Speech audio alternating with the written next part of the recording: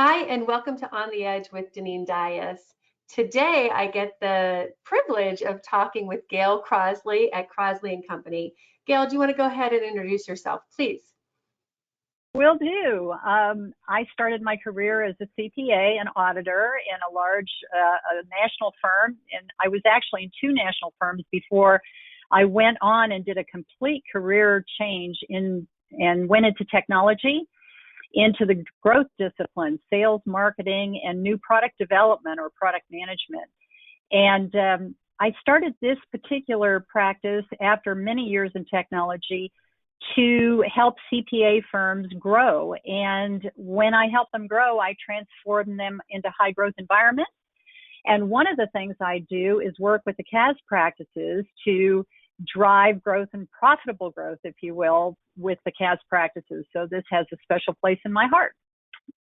Well, I've learned a lot from you, Gail, and I've known you for years, but I will say since I joined Botkeeper, I've kind of dug in a bit more with you and learned more about how you help firms strategize around growth.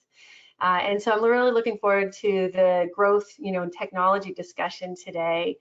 I think it's good to start though on kind of looking at 2020 and talking about it was a challenging year. It's a challenging year for all of us, certainly a challenging year for firms. But I like hearing your perspective on sort of what the focus was for firms last year, and then what you're seeing the focus for firms this year. So if you can share your insights there, that's a great place to start. Great, will do, Deneen. Yes, it's interesting that last year was very focused on infrastructure, and that is the use of technology, particularly to get people, connected to clients and get work done.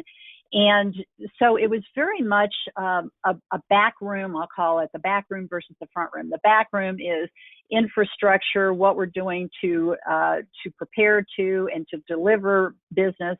And then the front room would be the client facing, the driving growth, and so forth. And that was really put on a back burner because as people were, needing to be deployed remotely and get their arms around how to do work that way, get their arms around how to talk to clients that way, the growth side was really paid short shrift for many firms simply because they didn't have the capacity. Now, that wasn't all firms, Deneen, because a number of firms that were forward-thinking, growth-oriented said, oh my goodness, this is a time of disruption is a time to capture business. So my business changed from a long-term strategic transformation to a high-growth firm into short-term, get revenue in the door now. So I was involved with those more forward-thinking firms in how to drive revenue at the market level. But I'd say that most of your firms were very much absorbed in just getting, PPP out the door for their current clients, maybe doing a webinar here or there, but not necessarily, too much in terms of the front room. Now we have that under our belt. We have used these technology tools for infrastructure and service delivery, and now there's a heightened awareness among firm leaders that, wait a minute, we can actually talk to clients and talk to prospects and actually use these tools to drive demand. And so this awareness has caused managing partners and others to really look at the tools that we already have, like social media tools, sales and marketing tools, and so forth, to drive demand. And so there's now a heightening awareness there. However, I will say that it's not quite here yet. One of the things that has really been put on the back burner is the technology-driven growth, innovation through services. Meanwhile, the Botkeepers of the world, you've been pedaling hard with AI and machine learning and RPA, and the firms have been distracted by the infrastructure side, as well as the, now heightening awareness of the immediacy of, golly, we have these sales and marketing tools, so now let's get our arms around digital growth. Right. But now it's time for them to, for firms to say, wait a minute, let's re-embrace technology-driven growth, and let's do something with it going forward. So. So this is something that you and I have talked about that I think is so important. So I want you to you said what I heard you say and what I know you're talking about is what you call technology innovation of services. And so I'd like for you, because you break it down into three types, and the way you talk about those three types, I think really brings this to life so that firms can understand what you mean about technology innovation of services, which is where a lot of firms, I think, need to get to. So can you talk about the three types? Sure. Yes. So there are two things that are a foundation of the principles of growth, and one is a three-legged stool, which we can come back to later if we have time. And the three legs of the stool, in order to have the seat, which is growth, to really grow something, you have to have your arms around marketing, sales, and innovation, aka product management. And this is new product development, right? Because if you don't have new shiny stuff on the shelf, then you are relegated to be a compliance shop, and you comply with the standards, and then you deliver work. Mm-hmm. And there's not as much availability for differentiation there as there is in the technology-driven new service development world.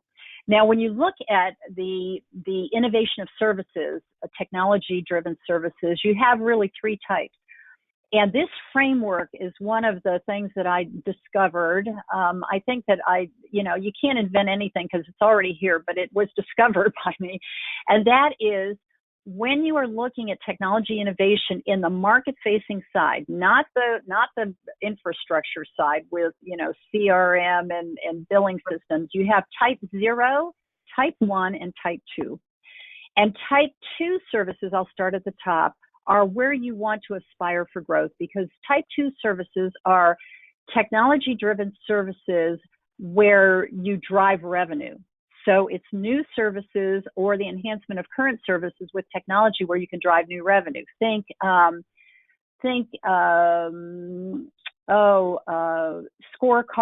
think benchmarking, think KPIs, think that kind of thing. And so that's type 2. Now, type 1 is you embed some technology in order to drive efficiency and quality. Think AI in the audit. Think RPA within your client accounting services. And that is that you're driving efficiency, driving quality, and therefore you can be more competitive with it.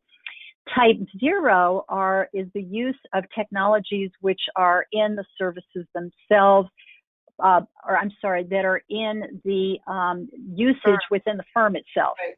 And that is, think data analytics on your own firm's data, for example. Right. And as a result of that, if you get confused about this and you don't know what your value proposition is, value proposition on a 0 is better decision making within the firm. Yeah. Value prop in number 1 is efficiency and quality, but value prop number 2 is where growth comes from, and that's revenue growth. You'll get them all in a pot, and then you'll be doing a bunch of stuff, and then you'll say, well, my firm's not growing. I thought it was supposed to.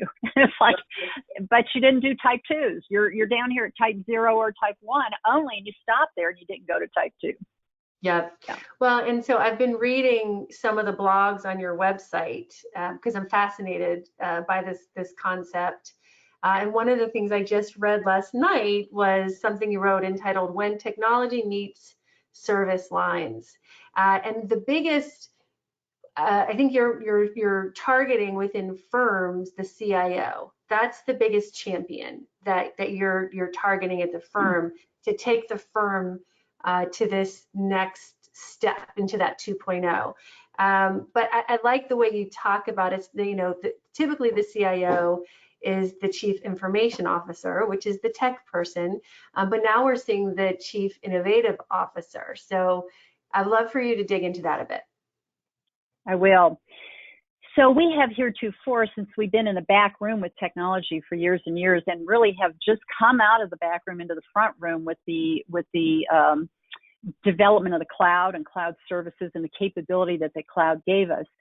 And by the way, CAS practices were the first ones, to the new era, so to speak, the front room. But the CIO has typically been the guy in the back room, who has, you walk down the hall and you pass his office. He's got wires and monitors and mice and all kinds of stuff. And it's akin to the plumbing and the electricity, which is really important as a foundational, base. But now we're asking either that person or bring in another person from the outside as the chief innovation officer. And these people are front room people. They're the people that are driving with the service line and industry leaders and under the purview of the managing partner, new services and the enhancement of current services out in the market. And so they're two different kinds of animals. They sometimes can be housed in the same person, but that is what the innovation officer is. They are an expert at product management, right? And they are product management is new product development, aka innovation. It goes by three names, but basically, if you break that function down, it has a technical element to it, which is market facing, and it has a business use case element, which is business model element, which is your service line or industry leader, the people who are actually on the ground with clients and in the market, who are tasked with understanding what the needs are of the user. And so together, that creates a very strong product management function. And so that is what the chief innovation officer is and does. Yeah, I noticed, Gail, I'll say maybe 3 years ago, maybe 4 years ago, that firms were starting to have that title. And the traditional firm you don't think is necessarily being innovative, but the progressive firms were pulling in a CIO, a chief innovation officer, and really tasking them with some major changes for the firm. And so I started working with those folks. When I would find them at a firm, I'd start working with those firms. I'm like, these are the change agents. These are the people that are vetting out technology. These are the people that are thinking about new way of doing things for the profitability and the growth. And as I started finding those people and supporting those people, because I was helping firms move to the cloud, I was helping firms change, and those champions of that change, I would really tightly work with, and I found them struggle. And they really struggle. Like the managing partner would give them marching orders. Then they would find the change and find the technology. They'd do their research. Then they'd bring it to the partners in charge, and they got stuck. And so I'm sure you're seeing that too. So how are you pushing firms? How are you working to push past that, that place where they get stuck? Because I think the partners are on board, but they're not ready, or to walk us through that. Yeah, I will tell you that the dilemma here that you're describing is that these industry and service line leaders are different. First of all, you need to have them, because if you're just working with a book of business partner, that's an individual contribution sport, right? It is not a business unit leadership role. And so you need to have a business unit leadership role and person in that role for the chief innovation officer to work with. Then that whole body of knowledge around product management is one where it's the antithesis of compliance work.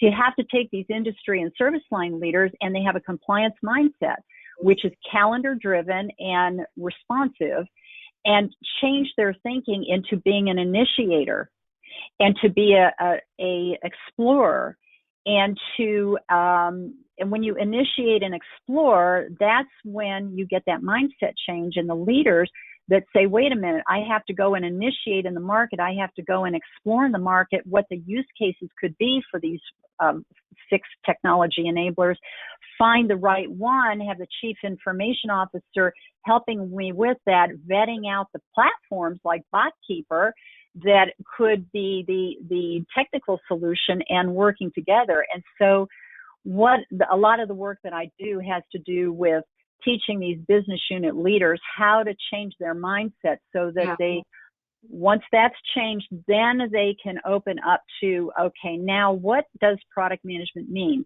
What are the principles involved? What's an early adopter? Why do we need them? What is a use case? How do we figure out if it's a type 2, 1, or 0, and all the things that are necessary in that body of knowledge to really embrace it and not be fearful of it or reject it. Yep. So that's the challenge for firms. Yeah. And truthfully, I've spent my career the last 12 years focusing on evolving the CAS practice. And I've seen more success when firms bring in somebody from the outside to focus on building this new revenue source in a new way with new people, new technology, and a lot of times it was new clients, leaving sort of the traditional, tax, closing the books on that side and building something new. And I found that they're more successful because they were separated from that traditional, this is my book of business, and I'm going to, it's been my job here to bring in my book of business and manage my book of clients. And so how have you really helped firms with that shift of, what do you call it, one firm mentality, right? It's good for the firm to grow and advise. Yeah. Got it. It starts with an awareness of how we have grown our firms in the past and how we need to grow them in the future, and the foundational framework of it. Our framework in the past to grow a firm has been individual contribution book of business partners who were very tactical through referral sources and were generalists. Hang out our shingle, come one, come all. Right. Yep. Transforming a firm over into leader-driven, team-based leaders, meaning industry leaders, service line leaders, responsible for the strategic direction and financial health of the entire business unit, regardless of how many partners are delivering work within that business unit, right? So strategic, so leader-driven, strategic, which is driving at the market level through distribution channels, not at the individual tactical level through referral sources. And then there's a big difference between the two. And then not a specialist, not generalist. So specializing in real estate, specializing in not-for-profit, specializing in HUD audits, whatever it is. Mm-hmm. And so that transformation is one that firms are making. Most of them have one foot in the old world, one foot in the new world.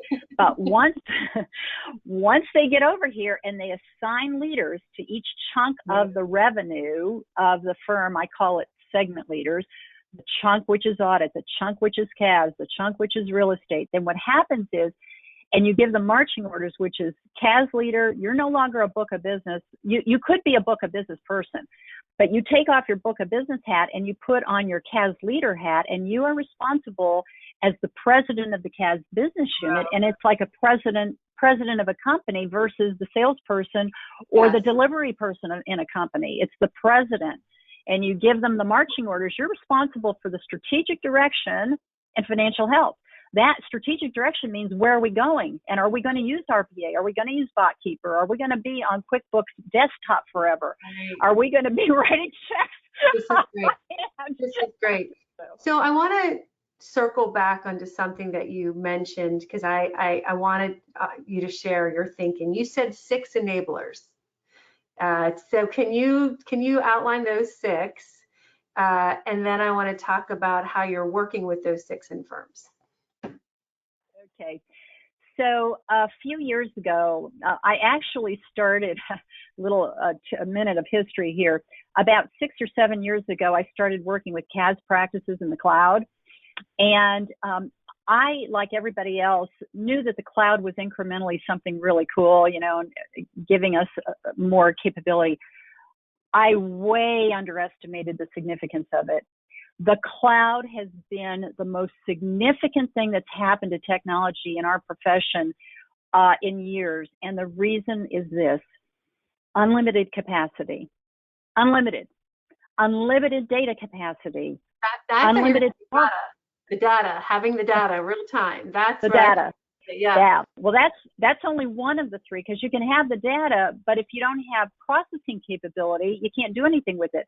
Unlimited processing capability in the cloud, because now your servers are in the sky, and unlimited communications capability. So now you can communicate all over the world and so forth. And what happened is the cloud enabled and opened up this capability. And so now what happened is that I started working with these firms in CAS, but then what happened is it opened up all these 6 technology enablers.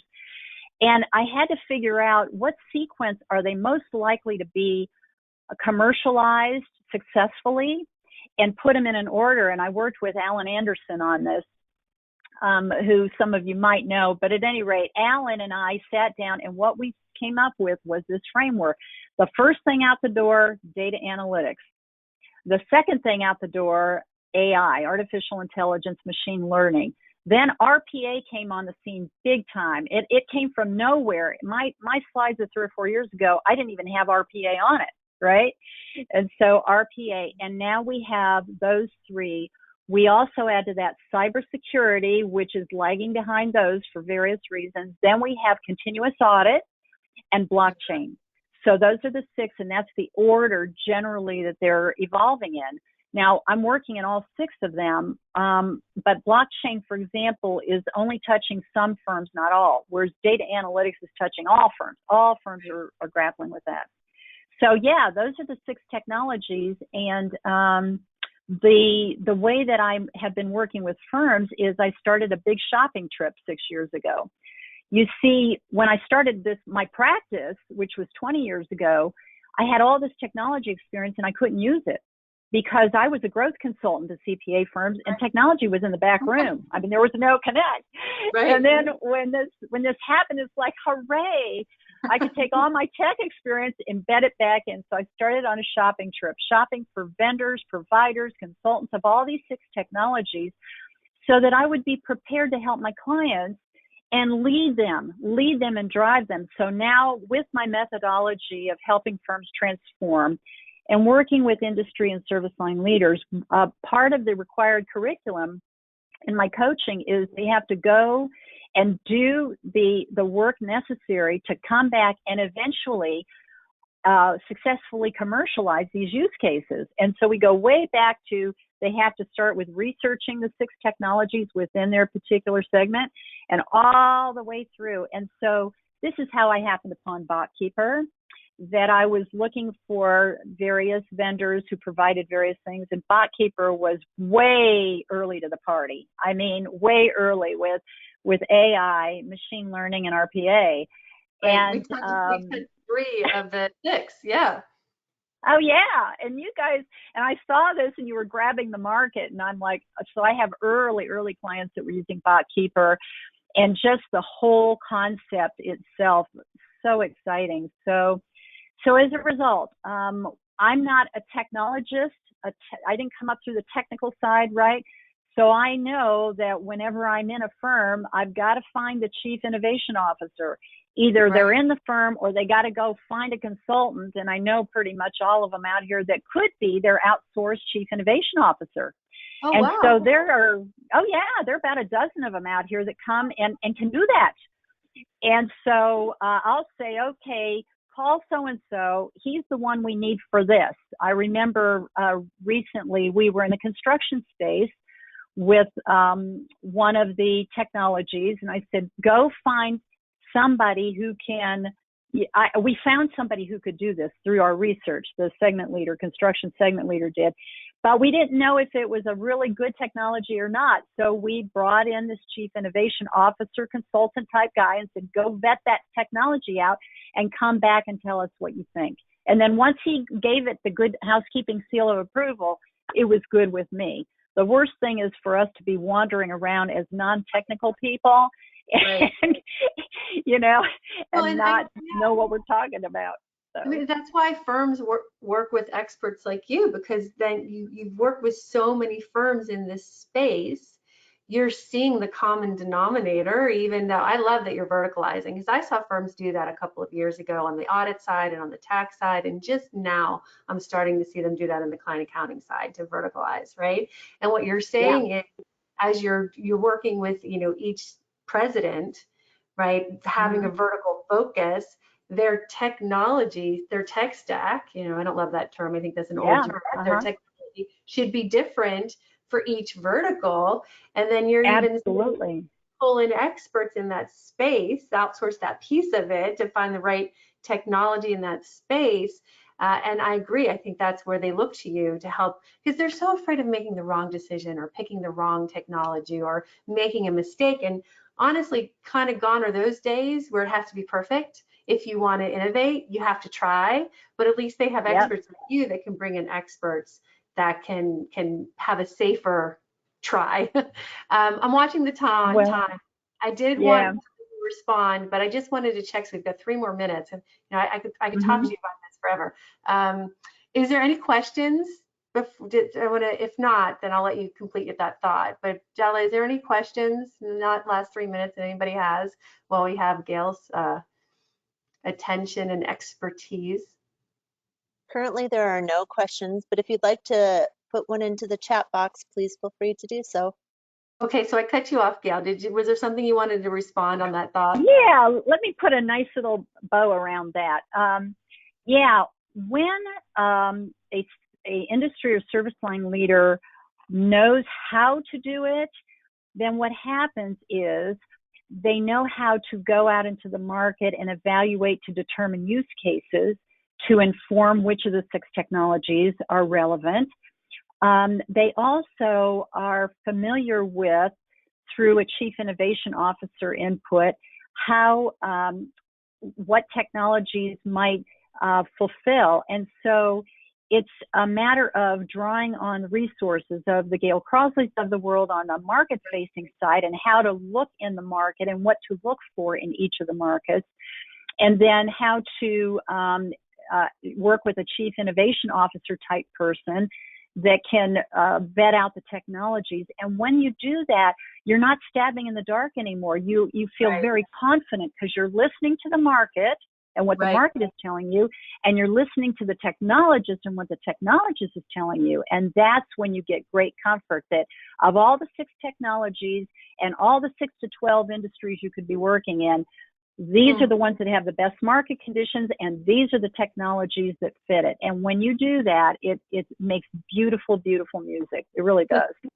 That's a great summary. And I did want to go back to something we mentioned earlier because I like this. You talk about and you really coach firms on what you call the 3-legged stool. And at the seat is growth, right? Because growth strategy is Uh-huh. really core. But on with the last minute, can you talk about, because we have been interweaving all of it this whole conversation, but what is your 3-legged stool? Okay. So the 3-legged stool is the seed is growth. You have the discipline of marketing, which is capturing markets, a market at a time. It's a macro discipline. You have the discipline of the functional discipline of sales, which is a micro discipline of developing and closing opportunities one at a time. And then you have the 3rd leg, which is innovation. And when you're dealing at the very rudimentary level, you're down at the bottom of the legs. Like marketing could be a marcom, marketing communications. Let's do a brochure. Sales could be, sales are down. Let's make more calls. and new product development is called, standard vanilla ice cream.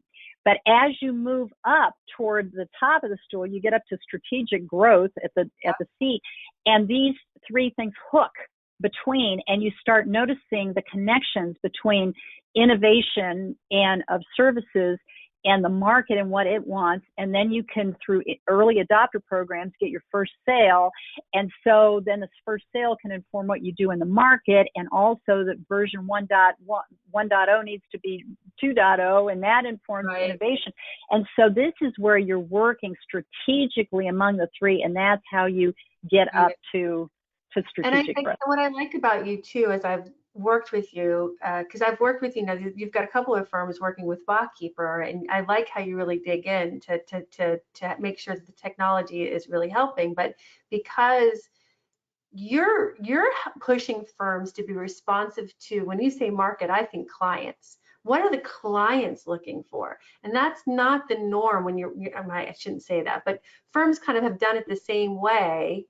And that's where I also feel like the shift is like well, what are the clients asking for? And so you're saying, let's take this to the market, understand where the market is, what the clients are hungry for, and respond to them with these new services, these new brochures, these new sales discussions, these new technologies that allow the firm to make that shift into what the client is looking for. And I know we're running Well, late, but I'll let you end on that. So go ahead. What's your response to that? yeah. Clients and markets are two different things. The Okay. market includes non-clients. And when you Okay. work at the market level, you're working at a much more strategic level. For example, early adopters often should not be your current clients. Huh. Surprise, surprise.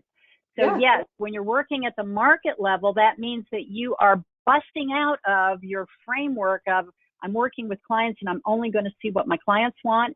And you're stepping back and saying, wait a minute, let me look at the market, because your clients can be in this little corner of the pond Yes. and not reflective at all of where the opportunity is. Okay. The opportunity is way over here. You're working with doctors, and it's dentists and the dentists are in the bigger market. Yeah. We need to do another On the Edge with Gail to talk about marketing clients, because I'm Oh, always learning definitely. from you.